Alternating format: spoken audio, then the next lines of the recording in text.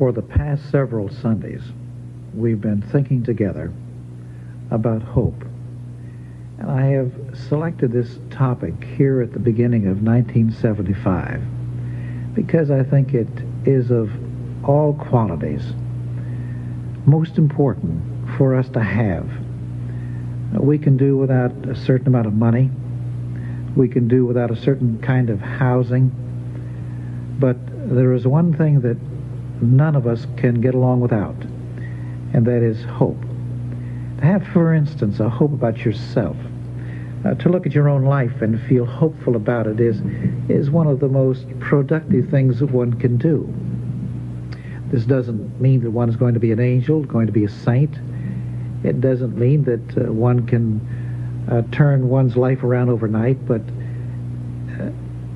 as a constant posture towards the self, it is the one factor that will enable the self to become all that it can become. Or when we look at another, to look at others with hope, what beautiful things happen when we do it. How good it is when we can look at others who believe differently than we do, who have a different colored skin, who have belonged to a different country, who have belonged to a different religion, and we can look at them and be related to them in the dimension of hope. Great things come from that kind of a posture. Or if we have a hope in God, that power that is greater than we are, and we place our hope and trust in this great intelligence, here again, what beautiful results are brought to reality on earth. It is hope that is absolutely indispensable to any kind of living, regardless of where we are, who we are, what we have. The central thing about us is whether or not we live with the inner dimension of hope. It is hope that unfolds and makes possible the good potential that is within all of us.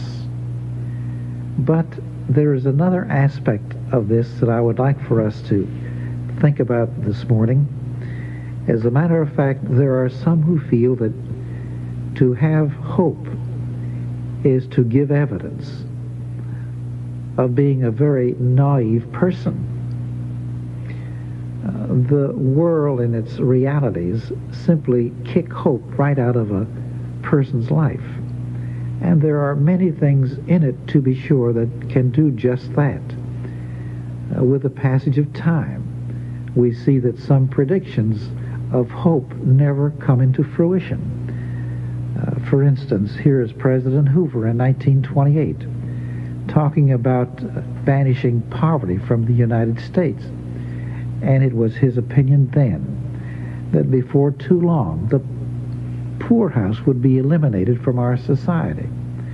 Well, when we look back upon that speech and then we look at our present situation, we know that the hope was a rather misplaced one.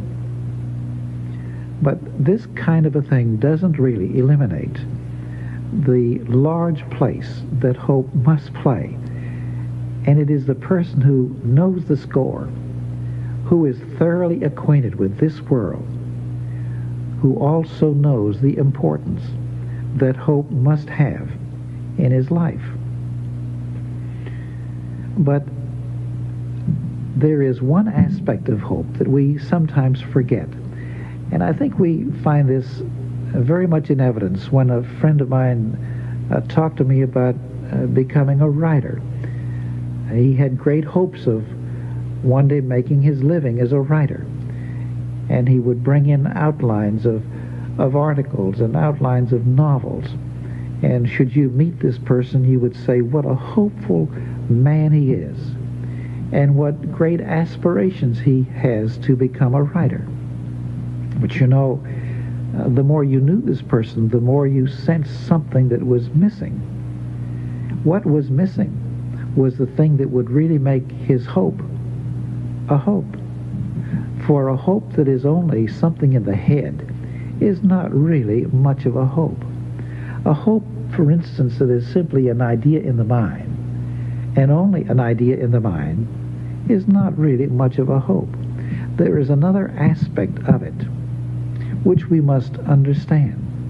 My writer friend, who had hopes about becoming a writer, would only have relevant and vigorous hope when that hope would drive him with passion back to his writing desk.